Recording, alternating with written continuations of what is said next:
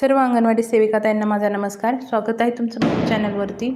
तर आजच्या व्हिडिओमध्ये आपण प्रधानमंत्री मातृवंदना योजनेचं जे ॲप आहे त्याच्यामध्ये 1.96 नुसार काय बदल करण्यात आले आहेत ते पाहणार आहोत. आणि त्यानंतर जे होम पेजवरती काही पर्याय उपलब्ध आहेत ते कशा संदर्भातले आहेत या संदर्भात देखील आपण चर्चा करणार आहोत.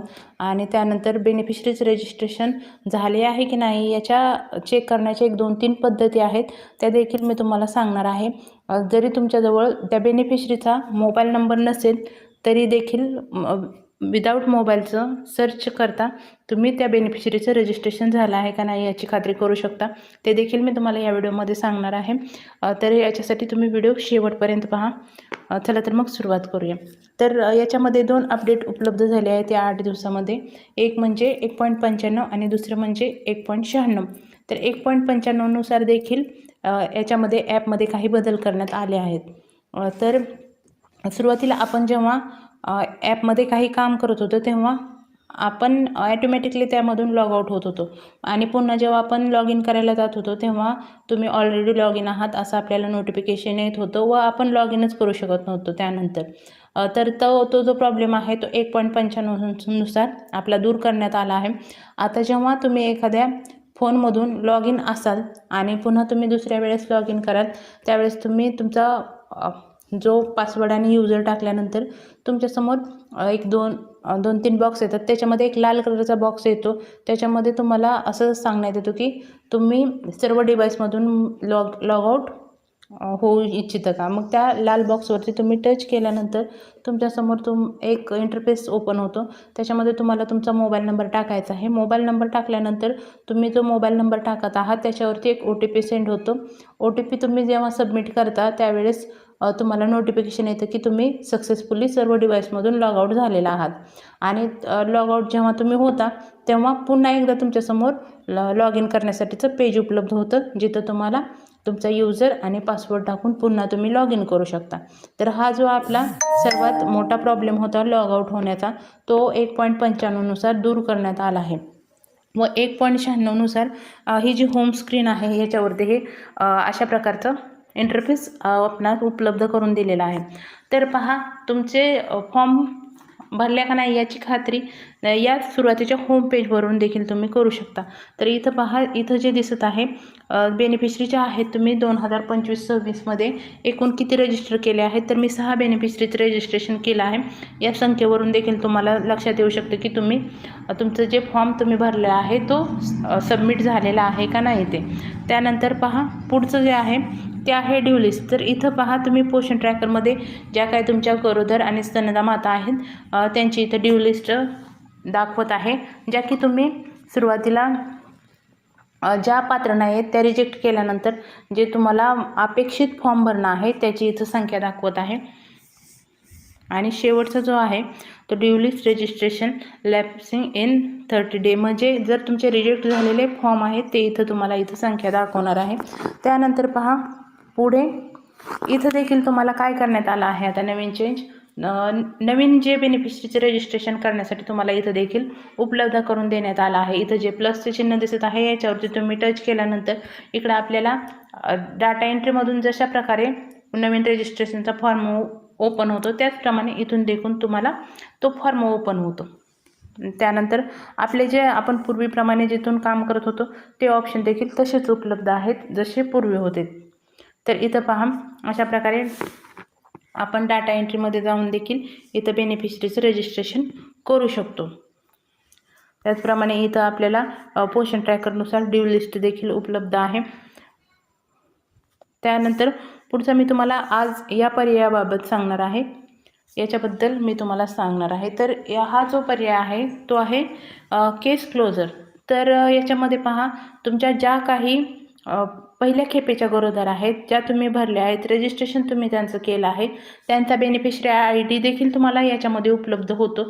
जर तुमच्याकडे मोबाईल नंबर नसेल आणि तुमची जर गरोदर माता पहिल्या खेपेची असेल तर तुम्हाला इथं जाऊन देखील केस क्लोजर या पर्यायावरती जाऊन तुम्ही त्या बेनिफिशरीचा ID मिळवू शकता आणि त्या बेनिफिशरीच्या IDनं देखील सर्च केलं तर तुम्हाला तुमची बेनिफिशरी दिसणार आहे.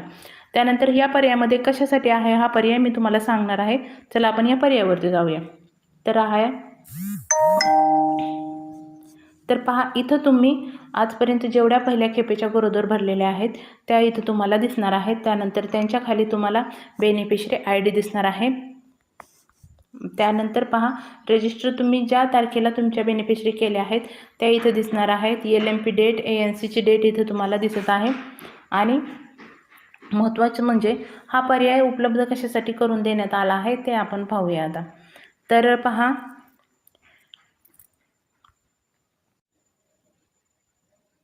तर सर्वात महत्त्वाचं म्हणजे हा पर्याय आपल्याला कशासाठी उपलब्ध करून देण्यात आला आहे ते आपण पाहूया. तर पहा इथं तुम्हाला इथं दाखवत आहे ते इनिशिएट क्लोजर. तर हा म्हणजे कशासाठी यूज करायचा आहे ते तुम्हाला याच्यावरती टच केल्यानंतर लक्षात येईल. तर इथं काय करायचं आहे तुम्हाला, त्याची कारणंही एखादी जर बेनिफिशरी तुम्हाला रिजेक्ट करायची असेल म्हणजे पैसे मिळाल्यानंतर देखील किंवा रजिस्ट्रेशन झाल्यानंतर जरी त्याची तुम्हाला म्हणजे फाईल बंद करायची असेल तर इथं काही कारणं आहेत ते तुम्ही सिलेक्ट करून ते बेनिफिशरी इथून पुढच्या प्रोसेससाठी रिजेक्ट करू शकता. तर पहा इनिशिएट क्लोजरवरती जाऊन आपण पाहूया. तर पहा अशा प्रकारे तुम्हाला इथं काही कारणं उपलब्ध आहेत त्याच्यामुळे तुम्हाला त्या बेनिफिशरीला इथून पुढची प्रोसेस तिची बंद करायची आहे. तर पहा काय कारणं आहेत. तर स्टिल बर्थ म्हणजे जर जन्माला येणारं बालक हे मृत असेल तर तुम्ही तिची फाईल इथून पुढे बंद करू शकता. मिसकॅरेज म्हणजे जर त्या लाभार्थ्याचा म्हणजे त्या बेनिफिशरीचा जर गर्भपात झाला असेल तर देखील तुम्ही हे कारण सिलेक्ट करून इथून पुढच्या लाभासाठी त्या बेनिफिशरीची फाईल बंद करू शकता. त्यानंतर पुढचं जो आहे डेट ऑफ बेनिफिशरी म्हणजे ज्या बेनिफिशरीचं गरोदर मातेचं तुम्ही रजिस्ट्रेशन केलं आहे त्या मातेचा जर मृत्यू झाला तर देखील तुम्ही इथं कारण सिलेक्ट करून ती फाईल बंद करू शकता. आणि चौथं जे कारण आहे ते आहे डेट ऑफ चाइल्ड म्हणजे त्या बालकाचा मृत्यू झाल्यानंतर देखील तुम्ही इथं कारण सिलेक्ट करून ती फाईल क्लोज करू शकता. तर पहा तुम्हाला इथं 2 वेळा बालकाची मृत्यू दिसत आहे. तो पहिला आहे स्टिल बर्थ आणि दुसरा आहे डेट ऑफ चाइल्ड.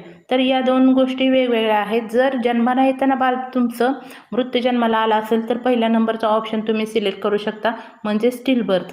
आणि जर तुमचं बाळ जन्माला येताना जिवंत असेल, अगदी व्यवस्थित असेल आणि त्यानंतर त्या बालकाचा जर मृत्यू झाला तर तुम्हाला काय सिलेक्ट करावं लागणार आहे डेट ऑफ चाइल्ड. तर अशी काही कारणं आहेत. ही 4 कारणांपैकी काही जरी झालं तरी तुम्ही त्या कारण सिलेक्ट करून हा फॉर्म सबमिट करू शकता जेणेकरून इथून पुढचा लाभासाठी ती बेनिफिशरी अपात्र राहणार आहे. म्हणजे ती तुमची जी फॉर्म आहे तो इथून पुढे रजिस्ट्रेशनचा प्रोसेस जी आहे तिथून पुढे म्हणजे पुढचा जो 2000चा लाभ आहे त्या प्रोसेससाठी हे अपात्र ठरणार आहे बेनिफिशरी. कारण या 4पैकी काही कारण तुम्ही निवडून जर तो फॉर्म म्हणजे तुमच्याकडे काही असं झालं तर तुम्ही या 4 पर्यायाचा वापर करून त्या बेनिफिशरीला अपात्र इथून पुढच्या प्रोसेससाठी किंवा इथून पुढच्या लाभासाठी अपात्र करू शकता. तर हा होता केस क्लोजर. अशा प्रकारे तुम्ही त्या बेनिफिशरीची जी केस आहे म्हणजे ती क्लोज करू शकता. तर याच्यासाठी त्या पर्यायाचा वापर तुम्ही करू शकता. त्यानंतर दुसरा मी त्याचा वापर सांगितला तो म्हणजे जी बेनिफिशरी आहे तिच्या नावाखाली तुम्हाला तिचा ID आहे, ID जो आहे तो उपलब्ध आहे. तो ID देखील तुम्ही घेऊन त्या बेनिफिशरीला सर्च करू शकता आणि त्यानंतर तुम्हाला त्या बेनिफिशरीची माहिती उपलब्ध होणार आहे जर मोबाईल नंबर तुमच्याकडे त्या बेनिफिशरीचा अवेलेबल नसेल तर. आणि आता मी तुम्हाला बेनिफिशरी रजिस्टर झाली आहे का नाही हे कुठून तुम्ही चेक करू शकता. 2-3 पर्याय मी तुम्हाला सांगते. तर पहिला इथं देखील आपल्याला उपलब्ध झाला आहे ते म्हणजे तुम्ही एकूण किती फॉर्म भरले आहेत त्याची इथं संख्येमध्ये त्या म्हणजे तो फॉर्म तुमचा आहे का नाही ते तुम्ही तिथून कन्फर्म करू शकता. दुसरा जो पर्याय आहे तो आहे मोबाईल नंबर सर्च करायचा. मोबाईल नंबरने मी तुम्हाला अगोदर दाखवला आहे. आणि आता तिसरा पर्याय म्हणजे मी तुम्हाला आता ह्या केस क्लोजरमध्ये जाऊन जी तुमची पहिल्या खेपेची गरोदर माता आहे तीच फक्त तुम्हाला इथं दिसणार आहे आणि त्या बेनिफिशरी ID तुम्हाला त्या मातेच्या खाली उपलब्ध आहे. तो बेनिफिशरी ID घेऊन तुम्ही त्या बेनिफिशरीला सर्च करू शकता. आणि तुम्हाला कुठेच दिसत नसेल तर तुम्ही चौथा पर्याय म्हणजे ह्या केस क्लोजरमध्ये जाऊन तुमची पहिल्या खेपेची गरोदर रजिस्टर झाली आहे का नाही ते पाहू शकता. आणि 5वा जो पर्याय आहे तो आहे जर तुम्ही त्या पोषण ट्रॅकरमध्ये त्या मातेची नोंद केली असेल आणि ड्यू लिस्टमध्ये जर ती माता दिसत नसेल तर म्हणजे निश्चितच तुमच्या त्या मातेचं रजिस्ट्रेशन झालं आहे. आणि जर तुम्ही फॉर्म भरला असेल आणि तरी देखील तुमची बेनिफिशरी ही पोषण ट्रॅकरच्या ड्यू लिस्टमध्ये दिसत असेल तर मात्र नक्कीच तुमचा तो फॉर्म सबमिट झालेला नाही आहे. तुम्हाला पुन्हा एकदा तो फॉर्म भरावा लागणार आहे। तर या काही मी तुम्हाला गोष्टी सांगितल्या की जेणेकरून तुम्ही तुमच्या बेनिफिशरी चेक करू शकता तुमचा फॉर्म गेला आहे का नाही। त्यानंतर मी तुम्हाला पहिल्या खेपेच्या गरोदर मातेचा बेनिफिशरी ID देखील कुठून चेक करायचा ते सांगितलं आहे आणि केस क्लोजर हा जो पर्याय आहे तो कशा प्रकारे तुम्हाला उपयोगात आणायचा आहे ते देखील मी तुम्हाला ह्या व्हिडिओमध्ये सांगितलं आहे। तर एवढ्यासाठी हा व्हिडिओ बनवण्यात आला होता आणि लॉगआउट पहिल्याच वेळेस जेव्हा तुम्ही लॉग इन करत आहात त्यावेळेस देखील तुम्हाला दुसरा जो पर्याय